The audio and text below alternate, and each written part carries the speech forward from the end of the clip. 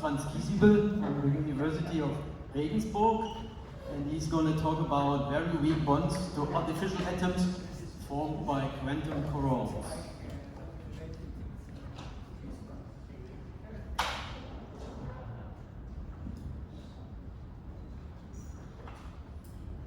Thank you very much, Mr. Chairman, for the kind introduction.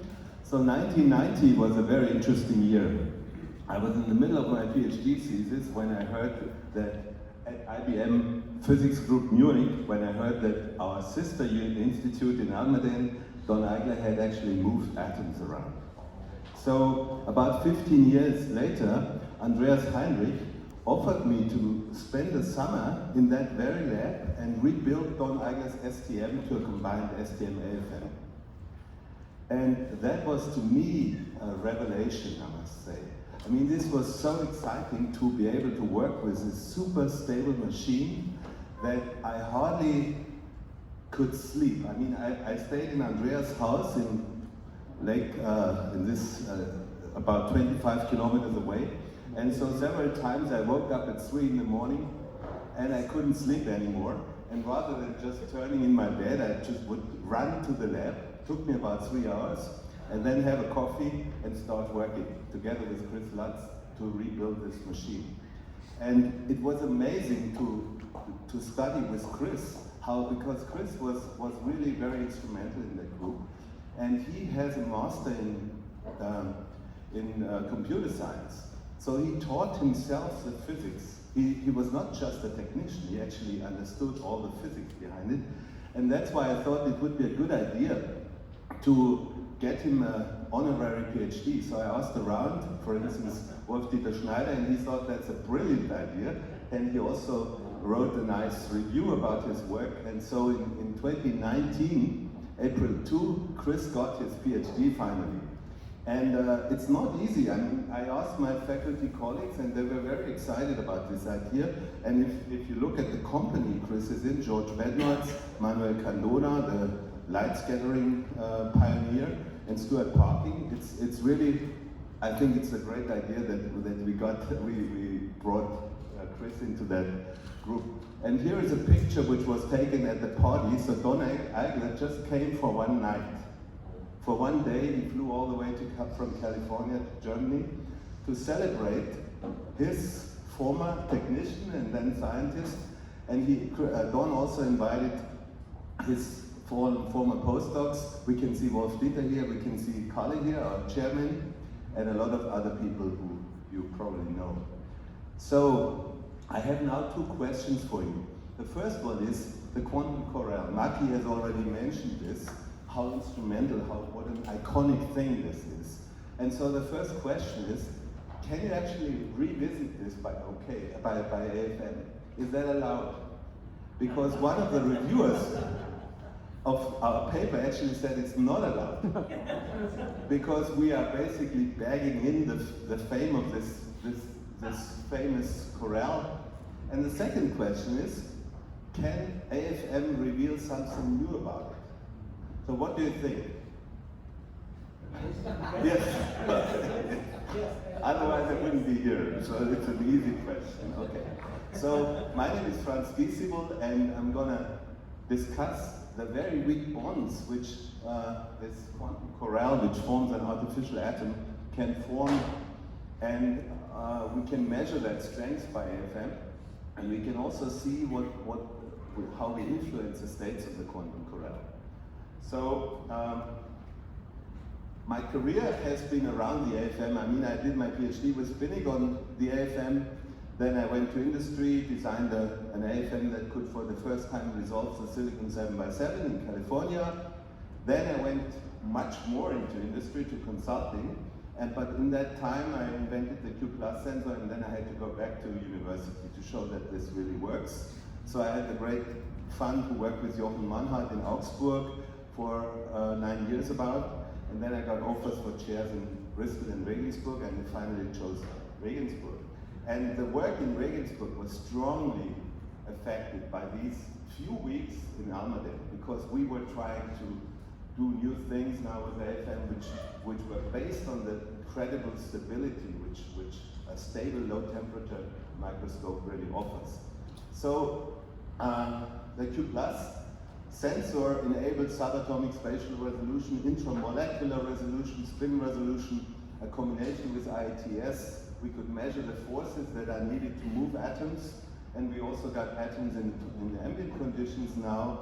There is approximately 500 commercial instruments now around the world, and a few hundred home-built ones.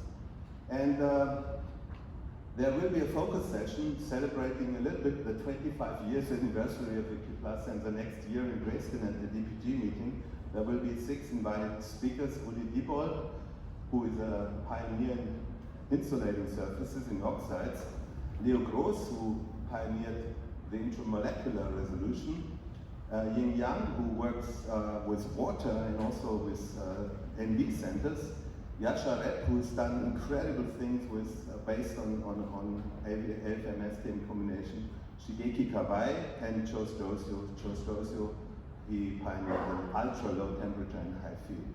But what I'm most grateful about is that this work allows me to connect and to collaborate with young and young-minded people around the globe. So there are a few of them here in my group here in Regensburg. The ones which have contributed to the quantum corral are here. And then we have a newer picture. And also I don't want to forget our Japanese collaborator, Norio Okabayashi, who has visited us many times, and he has pioneered the combined IATS in AFM. So he studied vibrations of a molecule, and he could show how the force field changes the oscillation frequencies. So now let's go back to the corral. So the corral, this is actually now a picture with a CO tip. It's an STM picture. So you can see the roughly 1,000 copper atoms here underneath. And we have 48 iron atoms. And you can now view this. I mean, copper has a surface state, a very dilute state, about 0.7 electrons per square nanometer. That's only about 1/1000th of a copper atom, for instance. So it's a very dilute state over the surface of copper. And if you bring these ring of atoms around, you confine this state, and you find new eigenstates, and you can use a hard wall model, just assuming that you have a cylindrical wall with an infinitely high potential. It's a great exercise for students. So actually in this paper we now have a 50-page or 48-page supplemented where this is all in detail explained. And what you see here is then the eigenstates basically of that. So we have 2 quantum numbers. We don't have 3 like in a 3D atom, we only have 2. Plus, of course, a spin, but that's degenerate for us. So we have a number of radial nodes. So that's n. That's the number of zeros as you go from the center to the edge of the corral. And then we have an angular momentum. And the occupied states in this condition here go from -10 to +10. So we don't see them here. I mean, they are degenerate and they just add up to an azimuthally independent function. So if you go through the math, you find, okay, you have this separation ansatz, it's quite trivial. You have a radial function, a phi function, and a z function. Interestingly, all the states have the z decay rate with z, no matter where they are in energy. And the angular is trivial, just e to the power of I L phi. And the radial function is a Bessel function. So the radial solution is then this Bessel function. The index L is the angular momentum. And you see that the argument is now, these are the zeros of the Bessel function of order L. This is just standing for 0, and that's the order of the zeros. So here we have rho 0, 1, 0. So that's for L equals 0. The first 0 at 2 point something, the second 0, third, and so forth. And that's your radial function. And you see a few of these Bessel functions shown here. Okay. And then you see the higher the angular momentum, the more they move outwards. And the last one, these are the ones which are really far out. Now it's interesting to look at these states and look at their energy. So this is now a plot where we see the angular momentum, and the number of nodes. So the one node means is a circle, two nodes means a line, a triangle has 3 nodes, a square 4 nodes, and here we have 5 nodes. And you can see the states at the Fermi level. Now the Fermi level is given by the energy of the surface state, which is 440 millivolts. Therefore, these states happen to be at the Fermi level. So that these are the ones which are visible to STM. And if you add how many electrons do you get in there, you get 2 in this one and then 2 in this, but the plus minus L are degenerate, so you get a total of 10 electrons into the state which is visible by STM. And 92, so a total of 102, 92 are below the Fermi level, but AFM can see those states. So that's why it's not stupid to look at this with an AFM. At least one can see if one can actually find these states. And if you calculate their eigenenergy, so again here in blue we have the ones at the Fermi level. In bold, these are the occupied ones, and the light ones are not occupied. And if you compare that to a 3-dimensional natural atom, the one with 102 electrons is nobelium, and the states at the Fermi level are 5s13, 61, and 7s2. So we have a little bit of a correspondence here. And now if you plot these states, the total states are here. So you see, I said before, the average surface charge density of this surface state is about 0.7 or so electrons per square nanometer. Here, the total charge density fluctuates between 0.6 and 0.9 electrons per square nanometer. And the ones at the Fermi level go from 0 to 0.14 electrons per square nanometer. So you can already guess that the AFM and the STM image should be quite different, because that's what you see in STM and this is what you see in AFM. And now we have to ask, what does the AFM see? I mean, it's clear for everybody, the STM looks at the electrons at the Fermi level, and the AFM, it depends on the tip. So this is an experiment we did in Almaden together while I was there, or in the years after. So we were taking the correspondence between tandem current and force for a metallic adatom and a metallic tip. So Markus Ternes was the first also on this. He did all these careful measurements and found out that the force is actually attractive, I mean, before you touch, and the decay rate of the force is very similar, within a few percent, to the decay rate of the tandem current. But it's an attractive force. And then Leo Gross, who pioneered the use of carbon monoxide tips, he found that they form antibonds, typically, not in all cases, but in most cases, and especially with organic molecules. We have seen a couple of examples already in this meeting here. So the force is here proportional to the charge density, to the total charge density, and it is repulsive. So we expect an opposite contrast. And that's what we got. So the left shows you the metal tip. Now, because of this weak surface charge density, the forces are extremely low. You see the contrast here in hertz is very small. And on the right-hand side, with the CO tip, we see superimposed a very strong signature of the underlying copper lattice. But if you tweak your eyes, or if you use a low-pass filter, as shown here in the bottom, you see there is some long-wave structure underneath. So we have a peak in the center, so the contrast is inverted for the metal tip and for the CO tip. And that's because these tips interact with our artificial atom exactly the same way as they interact with a natural atom, or with most natural atoms, I should say. Okay, now it's very interesting to look at the decay of the interaction, because my expectation was, when I discussed this with my students, my expectation was that we get a very weakly decaying electrostatic interaction. Because if you have a period of A in some periodic charge distribution on a surface, your electric field will decay exponentially with a rate of A divided by 2 pi. Now the distance here between the ripples is about 1.5 nanometers. If you divide that by 6, you find 250 picometers. And surprise was in for us. So here you see the development of the contrast as a function of distance.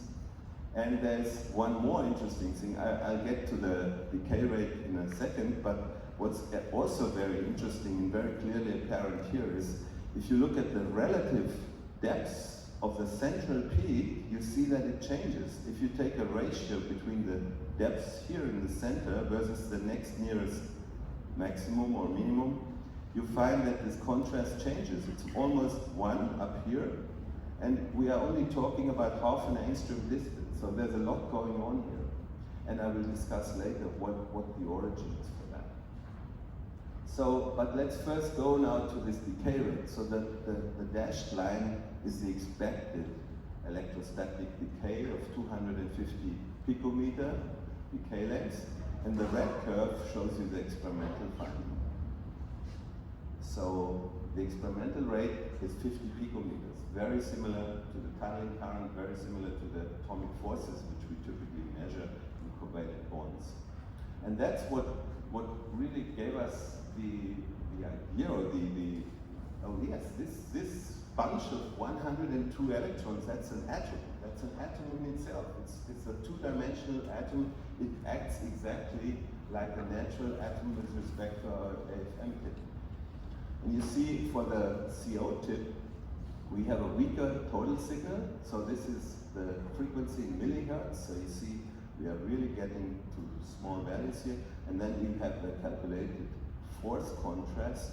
So we are here at something like 30 femtonewtons. So that's a little bit of a challenge for us.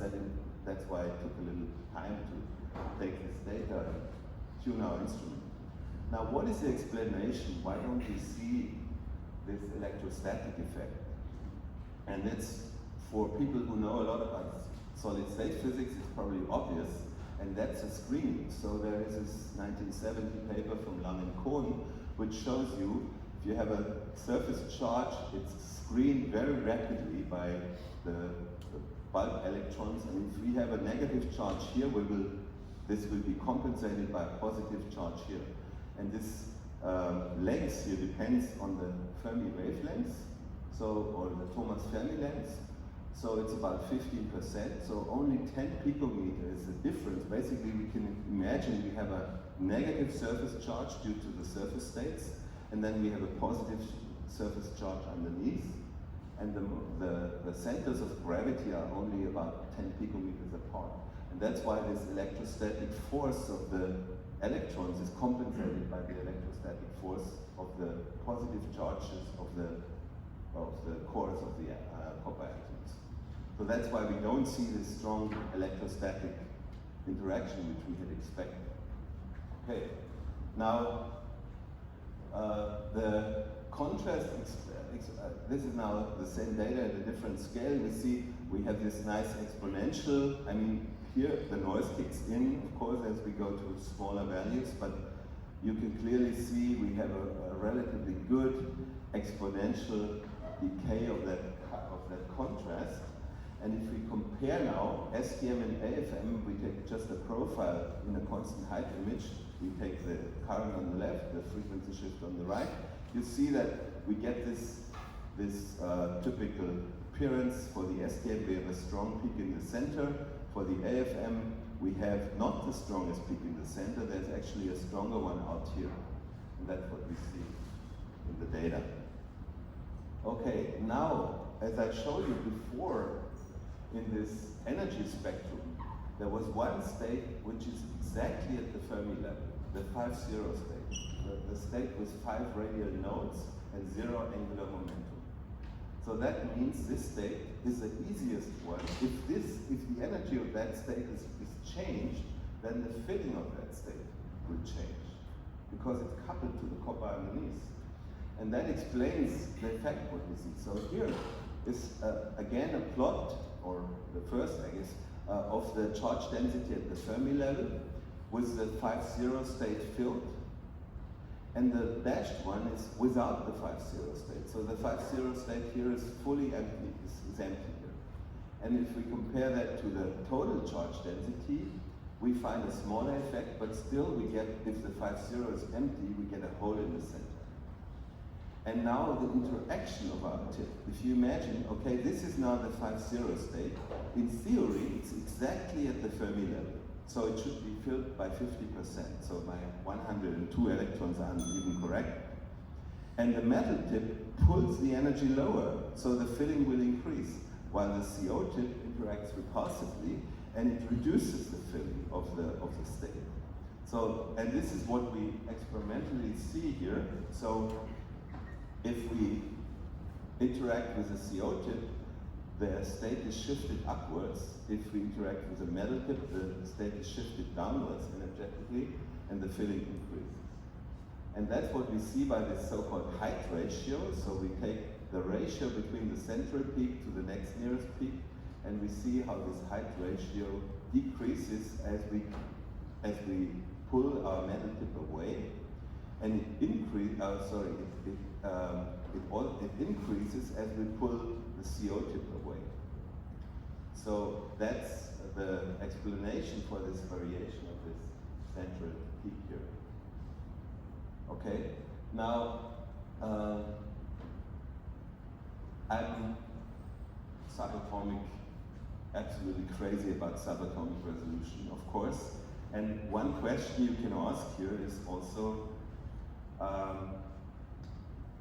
mean, in this, for a single atom, we have now established this, I think, in a very nice way, but can you actually do something like this? Can you take a tweezer and put the proton next to another atom?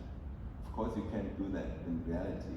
But with these two-dimensional atoms, we can do that. We can put an extra atom in here and therefore change the potential landscape inside.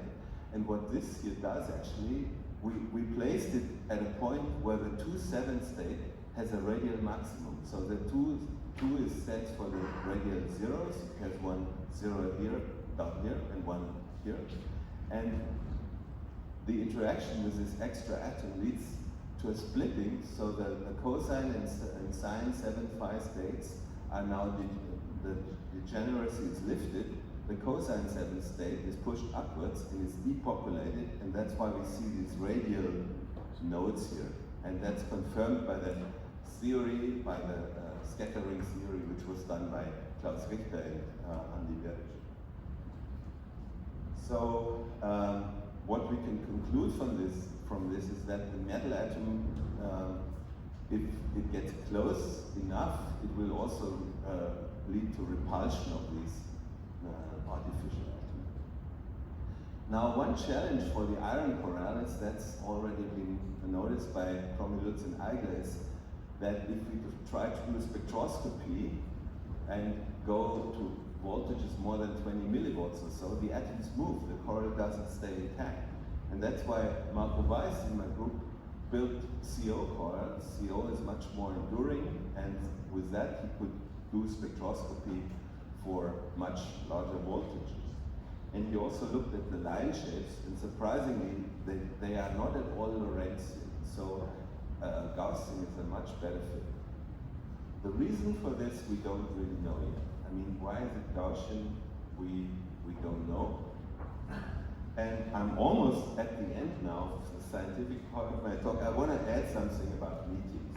I really want to thank the organizers for inviting me and for having this meeting again, because nothing can compare to a face-to-face meeting. And one example is here.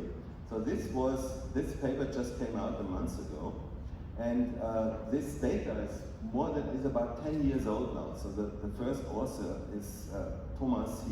He already has his second job, his second career already, and he was so happy when this now finally came out. And one reason it came out, that in 2016, I presented these experimental data, and then Matthias Scheffler said, if this is real, we can calculate it.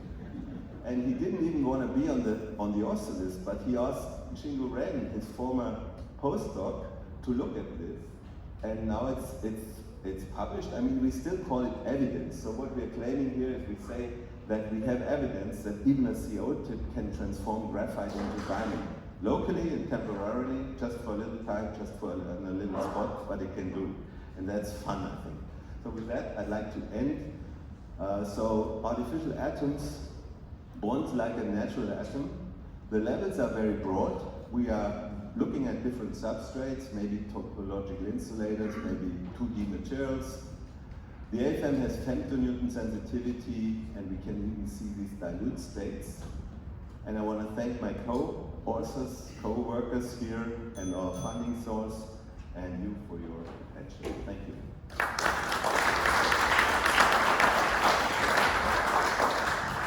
Okay, we have time for questions.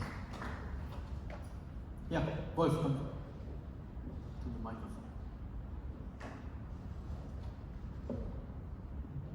It's on problem, yeah. Franz, great. One point I missed is your extra atom you put in the coral. Why is it selecting the N2-7 state and not another one? So we can only empty a state which is at the Fermi level or close to the Fermi level. The 2-7 state is also close to the Fermi level. So there are three states, the 5-0 state, the 2-7 state, and the 4-2 state, I believe. And so those states we can affect by adding an extra interaction here. Of course, all the other states are also changed in their energy, but their filling doesn't change. But these ones are at the Fermi level, and since they communicate with the bulk cover, the filling of them is changed, and then we see that in the image. Okay, that's clear. So the following question would be, if you put a second atom on the other side of the on the right spot, you will modify the absorption energy, so one knows about So if it's exactly opposite, the contrast doesn't decay. Like here, you see the contrast is actually getting a bit weaker, but essentially it stays similar. If we cause frustration by putting it somewhere where to a maximum, for instance, to a maximum, this we have not tried. Thank you. I see no more questions. Then Thomas. Why 48?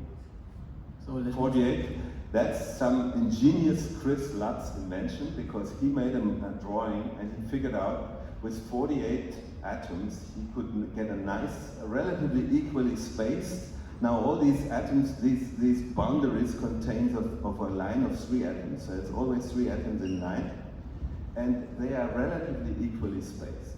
So and we built exactly half the size, so 24 atoms also works pretty nice. If you make a slightly larger corral, it would be much more irregular, because you are somehow bound to the copper lattice, and you somehow have to take that into account. Okay, Takashi, quick, please. It's quick answer, probably it's not a quick question. So okay, the STM and AFM, and also anyway related to the overlap of the wave function. So in STM, as far as I remember, it is a square of a matrix element, and the AFM should be the matrix element. So do you? That's very good that you bring this up. I mean, that is a true. Let him ask him the question. He didn't ask the question yet. Oh, okay. He wants to ask the question. Go ahead, ask the question. I have a question that whether you see this kind of relation in your. See, I knew what he was asking. No. So this is in Julian Chen's book, in Julian Chen's STM book, which I really love, but I think this point he's wrong about this point.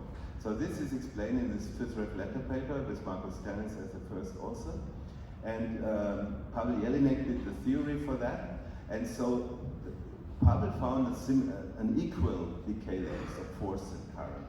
Frankly, I don't know exactly the reason. I mean, it seems this argument by Julian Chen seems reasonable, but it must be somehow wrong. At least we never saw this experimentally. We always saw something like 50 picometer exponential decay for covalent bonds around. I mean, not exactly 50, but. Yes, and I hope that we could discuss later. Okay, thank you. Okay, the chairman is hungry. Let's thank Franz again.